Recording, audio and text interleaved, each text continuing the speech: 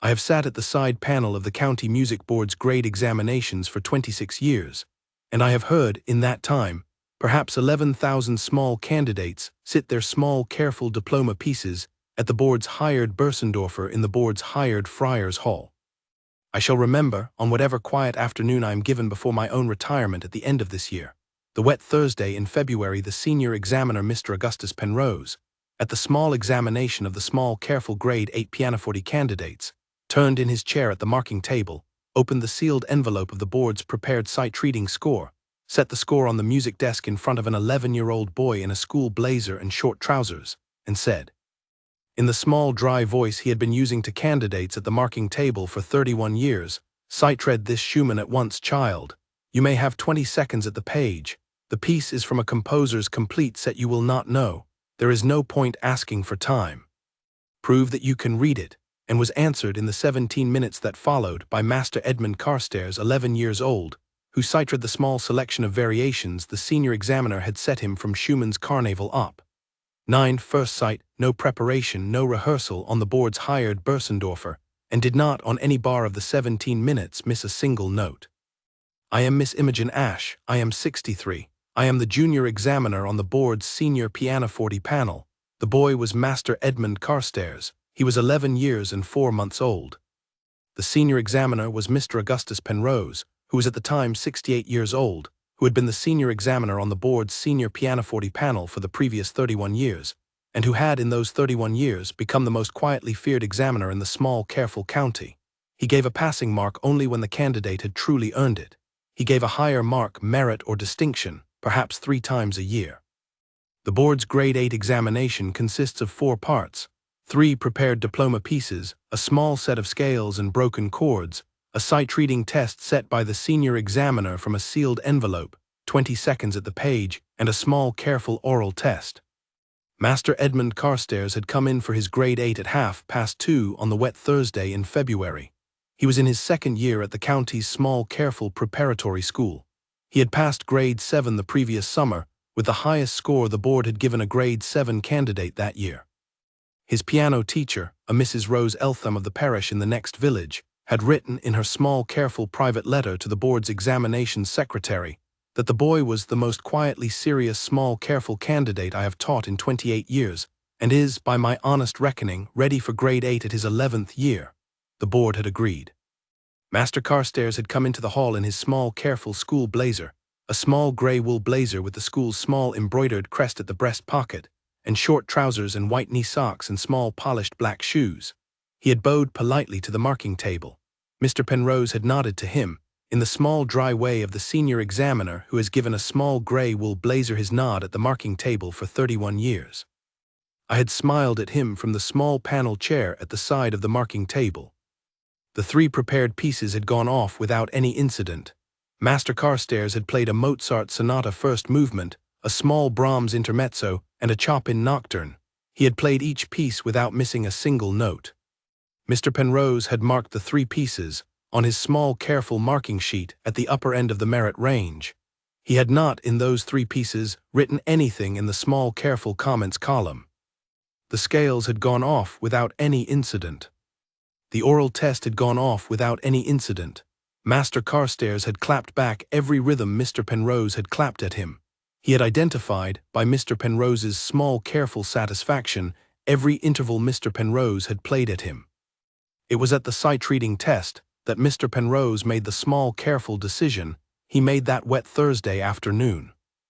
Mr. Penrose had, by his 31 years of senior examining, a small private reputation for the small, careful sight-reading tests he set. He drew the sealed envelopes himself, the morning of each examination day, from the board's small, careful sight-reading library. He chose, by the small, careful discretion of his post, which envelope to set for which candidate.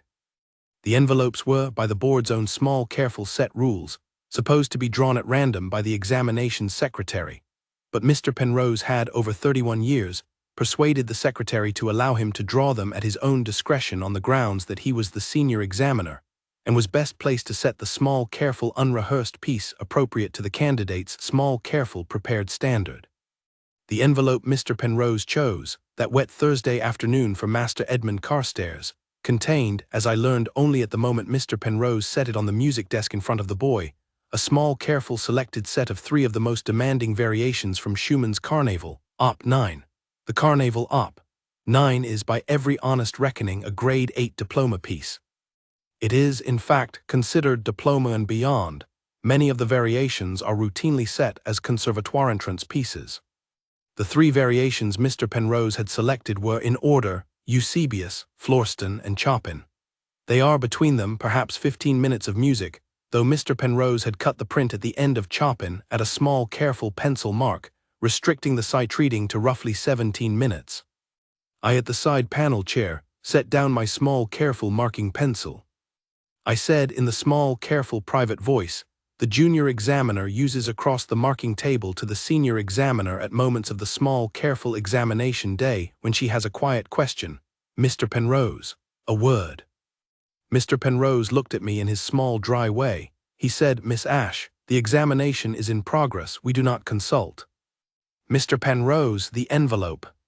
Is it from the diploma library? The envelope is, Miss Ashe, from the senior examiner's library. That is not the board's sight-reading library. The library, Miss Ashe, is the senior examiner's discretion. Mr. Penrose, the candidate is 11 years old. Miss Ashe, the candidate has been entered for grade 8 at his 11th year. The teacher's letter calls him the most quietly serious candidate she has taught in 28 years. I propose to test the candidate at a level commensurate with his teacher's small, careful claim. I looked at Master Carstairs. He had heard everything. He was standing at the side of the Börsendorfer in his small grey wool blazer with the small embroidered crest at his breast pocket. He had set his small careful hands by his sides. He had not moved. Mr. Penrose said, in the small dry voice the senior examiner had been using for 31 years, Master Carstairs, the board's sight-reading test set under my discretion as senior examiner. Sight-read this Schumann at once, child. You may have 20 seconds at the page. The piece is from a composer's complete set you will not know. There is no point asking for time. Prove that you can read it. He set the small, careful printed score on the music desk. He set his small, careful watch on the marking table. Master Edmund Carstairs walked in his small, careful, polished black shoes to the bench at the Börsendorfer. He sat. He set his small grey wool blazer over his knees. He looked at the music desk. He set his small, careful eyes on the small printed score. The 20 seconds passed. Master Carstairs looked across at Mr. Penrose at the marking table. He said in the small, careful voice of an 11-year-old who has been taught at his small, careful village teacher's parlor upright for 5 years to address the examiner with the small, careful politeness of his calling, "Thank you, Mr. Penrose. May I ask, before I begin, one question?" Mr. Penrose said, "You may, Master Carstairs." "Mr. Penrose, sir. The pencil mark you have made at the end of the variation marked Chopin. Is the mark the end of the sight-reading test, sir, or is it the end of the variation?" Mr. Penrose said, with the small dry surprise of an examiner who had not, in 31 years, been asked a clarifying question by an 11-year-old in a school blazer, "The mark is the end of the variation, Master Carstairs. You will not need to continue past it." "Thank you, sir. May I, with respect, ask one small further question?" "You may, Master Carstairs." "Sir, Schumann marks each of the variations of the Carnaval by his own German preface, with a small private name, Eusebius, Florestan, Chopin, Estrella, and so forth. He intended the names to be played as small careful character portraits, sir. The names are, by his own preface, part of the score. May I, with respect, play the 3 variations you have set, in the small careful character Schumann marked, as he intended?" Mr. Penrose looked at the boy for a count of perhaps 3 seconds. He said, "You may, Master Carstairs." Master Carstairs inclined his head. He turned back to the music desk. He set his hands above the keys. He began Eusebius. "I will tell you about Eusebius. It is, in my private listening over the years, one of the most quietly beautiful small character pieces in the entire Schumann literature. It is a slow, gentle piece in E-flat major. It is built on a long, flowing right-hand melody over a soft chordal left hand. Eusebius is the name Schumann gave to the small, careful, dreamy side of his own composer's personality, the small, inward, gentle voice that contrasts with the wilder Florestan voice that follows. The piece is roughly 3 minutes long. It asks the player to find a long, unhurried singing tone and a small, careful, soft pedal. Master Carstairs, 11 years old on first sight, on the board's hired Bersendorfer at the senior examiner's small, careful diploma-level sight-reading test in the Friars Hall on a wet Thursday in February, gave Eusebius the long, unhurried singing tone Schumann asks for. He gave it the small, careful, soft pedal. He did not miss a note. I, at the side panel chair, set down my small, careful marking pencil.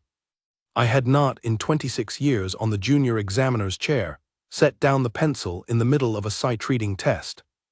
By the second minute, Mr. Penrose, at the marking table across from me, had set down his own pencil. He had not, by the end of Eusebius, picked it up. Master Carstairs let the last chord of Eusebius settle. He did not pause. He moved directly into Florestan. Florestan is the small, careful, wild side of Schumann's composer's personality. It is the small, careful counterpiece to Eusebius. It is a fast, agitated piece in G minor at a brisk tempo. It contains a small, careful set of leaping intervals and broken chord figures that have been known to defeat conservatoire candidates at the small, careful diploma examinations. It is roughly 2 minutes long. Master Carstairs gave Florestan the brisk tempo and the small, careful leaping intervals and the broken chord figures. He did not miss a note. He let the last chord of Florestan settle. He did not pause. He moved directly into Chopin. Chopin is the small, careful tribute Schumann wrote in the middle of the Carnaval to his great Polish contemporary. The piece is, in essence, a small private Schumann nocturne in A-flat major. It is built on a long, flowing right-hand melody, a melody Schumann wrote by his own letters, in the small, careful imitation of the small, careful Polish Frenchman's nocturne writing, over a soft chordal left hand. The piece runs roughly 2.5 minutes. It asks the player to find a small, careful singing tone of a particular bell-toned quality and a small, careful, soft, pedaled color. Master Carstairs gave the Chopin variation the singing tone of the particular bell-toned quality. He gave it the small, careful, soft, pedaled color. He gave the long, flowing right-hand melody the unhurried Polish Frenchman's breath Schumann's tribute asks for. He let the last chord settle at the small, careful pencil mark Mr. Penrose had drawn at the end of the variation. He lifted his hands. He set them very gently in his lap. The Friars Hall did not, for perhaps 12 seconds, do anything. Mr. Augustus Penrose, at the marking table, did the small, careful, private thing I had not, in 26 years on the junior examiner's chair, ever seen him do at a grade 8 sight-reading test. He set down his small, careful watch on the marking sheet. He took off his small, careful spectacles. He set them on the table. He used the back of his small, careful right hand against both his eyes. He said, in a voice that was not the small, dry voice he had been using to candidates at the marking table for 31 years, "Master Carstairs, I beg your pardon." He stood up at the marking table. He said, in front of the small, careful junior examiner and the boy at the bench, and the small, careful Bersendorfer, and the wet February afternoon outside the Friars Hall windows, "Master Carstairs, I have, in 31 years on the senior examiner's chair, given perhaps 3,000 sight-reading tests at the small, careful grade 8 diploma. I have, in those years, made it my small, careful private practice to test the candidate at a level commensurate with the small, careful teacher's claim. I have this afternoon set a sight-reading test that was, by any honest reckoning of the board's set rules, well beyond grade 8. I set it because I wished to see what the candidate's small, careful teacher's claim was worth. The claim is, by what I have just heard you give of Eusebius and Florestan and the Chopin variation of the Carnaval Op. 9 on first sight, well under the small, careful claim the teacher made. I owe you, child, an apology I shall not by any honest reckoning be able to give properly at the marking table. I shall give it in writing to your teacher this evening. I shall give it in writing to the board's examinations secretary tomorrow morning, with my own resignation from the senior examiner's post. I have this afternoon at the Friars Hall been very publicly schooled by an 11-year-old in a school blazer at the small, careful Bersendorfer. I am ashamed.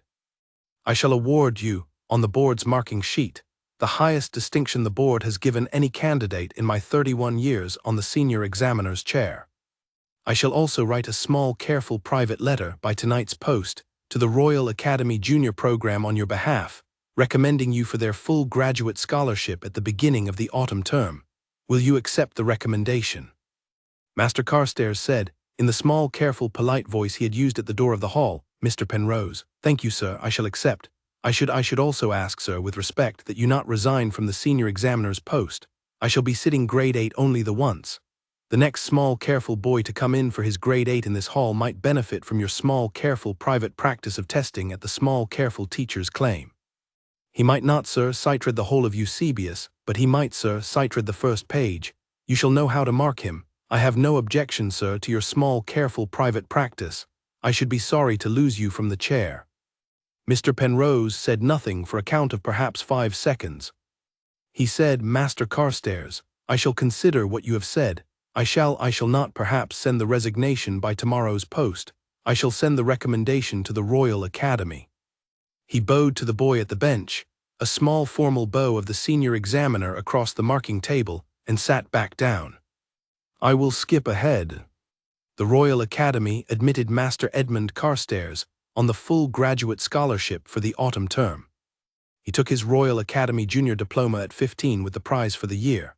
He went on to the senior program at 16, took his senior diploma at 19 with the prize for the year, and is now, at the time of my writing, 26 years old and at the start of a small, careful concert career across the country. He plays the Schumann Carnaval Op. 9, the whole of the set, the 21 character pieces and the small, careful closing march, on every recital program he gives. He introduces the cycle, when asked, with the small, careful note that Eusebius and Florestan and the Chopin variation were the 3 pieces a county board senior examiner once set him to sight read at his grade 8 on a wet Thursday in February when he was 11, and that he has been preparing the rest of the cycle ever since. Mr. Augustus Penrose did not in the end resign. He served 7 further years on the senior chair and became, in those 7 years, by the small, careful general agreement of the candidates' teachers, the most thoughtful examiner the county board has ever had at the sight-reading test. He kept up a private correspondence with Master Carstairs across the years that followed, and attended his first London Wigmore recital in 2018. He died in his 83rd year in 2021. Master Carstairs played the Schumann Carnaval in full at his funeral. I retired from the junior examiner's chair in my 58th year. I have in the small drawer of my retirement parlor desk a small handwritten card Mr. Penrose gave me on the morning of his own retirement, 8 years after the February afternoon. The card has on it, in his careful hand, 3 lines. The lines say, to Miss Ashe, for the small private voice across the marking table, the Schumann did the rest. The senior chair has been the better for it for 7 years. A. Penrose. I look at the card on the long, quiet evenings now. I think about the wet Thursday in February. I think about Master Edmund Carstairs in his small grey wool blazer with the small embroidered crest at the breast pocket at the bench of the Bursendorfer. I think about Mr. Penrose at the marking table with his small, careful watch and his small, careful spectacles on the marking sheet and the back of his small, careful right hand against both his eyes. A small county hall can do that on a wet Thursday afternoon in February if the senior examiner has decided to set 3 of the most demanding variations from Schumann's Carnaval Op. 9, and if the 11-year-old at the bench has been preparing the Polish Frenchman's bell-toned quality at his village teacher's parlor upright for 5 years. The Carnaval does the rest, and the senior examiner of 31 years learns at 68 what the sight-reading test has been waiting at his marking table to teach him.